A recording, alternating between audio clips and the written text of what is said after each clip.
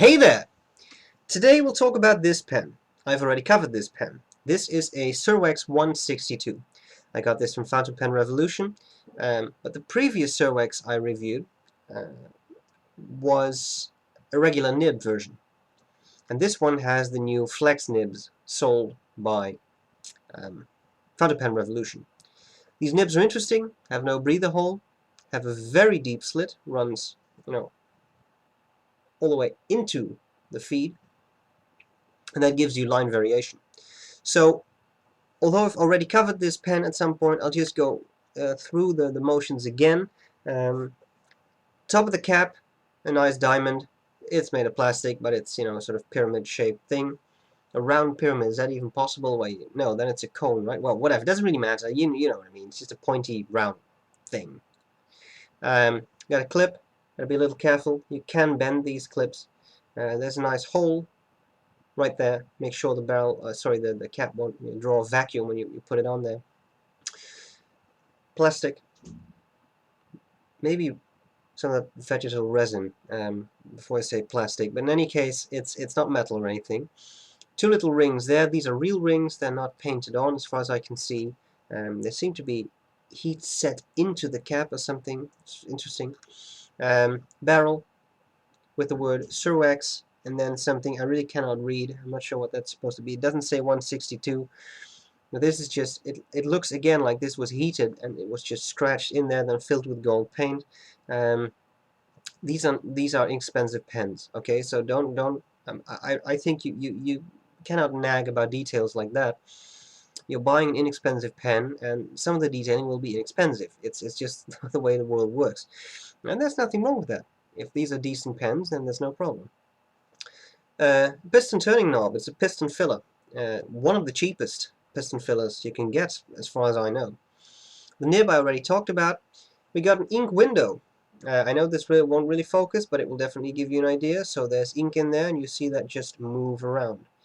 So I think that's pretty cool. And this ink window seems clearer than the one I had in the other Serwex, but 162, but I'm not absolutely sure about that. You got the section. It's the same gray material as the pen. Pretty smooth, but not, I wouldn't call that slippery, no. The threads, no, they don't really bother me. As you can see, it's not a huge pen. Posted, very nice size. I think this is a very decent pen you can take with you, put it in your coat pocket. You always have a fountain pen, decent amount of ink because it's a piston filler, and that's all there's to it. Okay, so that's the pen. The nib, well, the nib is a matte metal finish. Now, I like that. I actually like the look of these nibs. It's very simple. I'll again hold it up to the camera. I know it won't focus, but just to give you an idea of the color, it's not that shiny. I know it reflects light now, but it's not as here we got a Chinese pen. Now that's really shiny. You see the difference? This I probably don't really, but I mean, it's this is a bit more matte, and I actually enjoy that. Okay. Now the funny thing about the nib is that it's a flex nib, which means it will open up under pressure. Do I have just a wee sheet of paper here? I'll do a writing sample later on. This sheet of paper was abused before.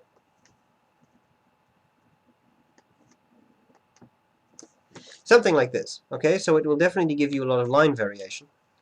And that's kind of cool, because these pens are fairly inexpensive, and, in all honesty, I think these could rival Noodlers. This is another inexpensive brand with flex nibs, etc. Okay, so interesting. What do I like about the pen, and what do I not like about the pen? Well, it's an expensive pen, and you will notice some things. For example, the clip on this one seems to be a little crooked. I don't really mind. Again, it's an inexpensive pen, so stuff like that happens. It is a piston filler. I like that. At this price range, getting a piston filler is not, not something you just run into every day. In all, I'm not sure whether I care a whole lot for the gray color, but they come in a bunch of colors, so you can just pick one, a color that you do like. I think they're fairly nice pens. So what about the flex nib? Well, of course I'm going to do a writing sample, which I think will be much more interesting than me just talking about it. But just to put some stuff into words, very decent. Give a very nice amount of flex. My one issue with it was that this nib tended to railroad fairly quickly. This may simply be an issue of making sure the feed gets saturated, maybe soaking the feed in some ammonia to get rid of maybe some machining oil sometimes that ends up on the feed. It may be the feed itself. Some feeds do that. The feed on the Serwex B, this is the same brand of pen, except this is metal, so it's a bit more high-end. This doesn't railroad at all. This one does. So it has a different feed, at least as far as I can see. Yeah, it's definitely a different feed. So, you know, that may be an issue. You can try to widen the feed channel. You can do some stuff with that. But, you know, if you know, clearly I'm going to be honest here. Railroading was a bit of an issue. I'll do a writing sample. You see for yourself. I'm not saying this is a lost cause. I think you can actually do some stuff to work with that. One thing that will definitely help probably is the type of ink. Right now in here is Apache Noodler's Sunset. No, Noodler's Apache Sunset. That may not be an ideal flex ink. In this pen, I got Noodler's X Feather. No railroading whatsoever. This is a bit thicker. You know, this sometimes helps. And in all honesty, I've had this with other flex pens. I've had this with Noodler's flex pens that just railroaded more with other inks. So it's probably the ink a bit. All I'm saying is I want you to understand that it will, you know, I'm not saying this is a bad nib because it's not. I think these are very interesting nibs at this price. More than enough talk. I need to show you what the pen is like. So, next up is a writing sample. That's all there's to it. I hope this was useful, and I'll see you later. Bye-bye. Okay, here we go. Serwex 162.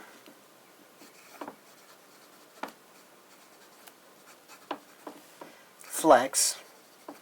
And ink is Apache Sunset. Now I can tell you, writing is smooth. I was surprised by that. A pen at this price level. But in all honesty, it's smooth. Now what you want to know is how does it flex. With quick writing,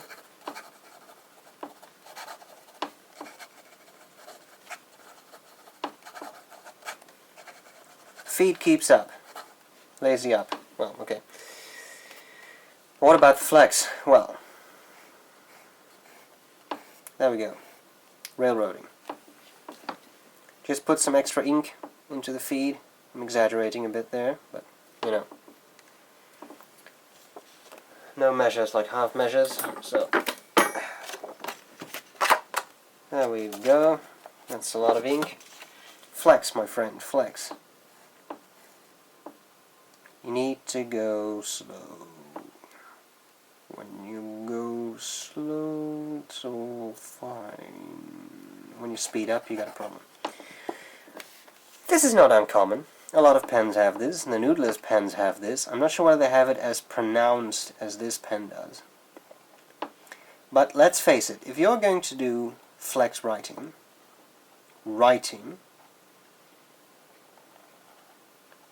you're probably going to do something that should look nicely. So it's unlikely for you to write that speed, right? So I'm not sure whether that's really an issue. If you're an artist and you need a feed that really keeps up with your writing, then this may not be what you seek. Now, I'm not saying anything about the nib here, because the nib is the exact same nib I got on this pen by the same brand, Serwex MB. This pen keeps up with the flex writing without any problems. Maybe it's the ink. Apache Sunset seems to be a pretty thin ink, very liquid, whereas the X Feather ink in the pen I just showed you clearly is also very liquid, but it's a bit thicker. That may make a difference. I mean, you do see this nib lays down a nice even patch of ink, which is good. It's fairly wet, but it just railroads. Now that is when flexing to the max. When I flex a little bit, already I'm getting quite some nice flex here. I don't have to adjust my speed that badly there. Just tap it a little to get some more ink into the feed.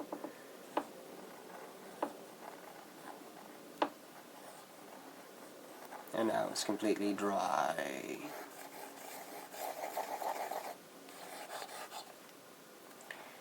Some of you will say that this is a bad pen. I don't agree. You have to bear in mind, the price level of these pens, and then I think it's very, very decent for what you get. I think it's not bad at all. If you're willing to adjust your writing speed, experiment a little bit with inks. Maybe work a little bit on the feed. You see what you can do with this pen at a very competitive price. I'm not trying to sell these pens. I'm not associated with the person who sells them. All I'm saying is I think they're pretty nice pens, and this could actually be competition for noodlers. It's that simple. So I think you get, there's nothing wrong with noodlers, don't get me wrong, I'm not saying that. I'm not saying these are superior pens, I'm not saying noodlers are superior pens, but they're both pens in the somewhat lower price range that now give you flex, and I think it's very interesting. So you can do some nice things with these nibs, just check them out, and that's all there's to it. So I hope this was useful, and I'll see you later. Bye bye.